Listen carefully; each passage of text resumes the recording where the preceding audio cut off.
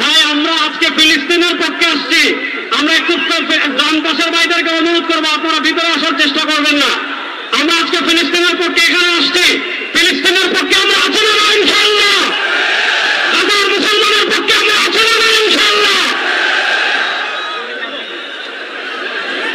এই যে আমার প্রিয় যুবক ভাইরা, এই যে free free Palestine, free free Palestine, from the river to the sea, Palestine will be free.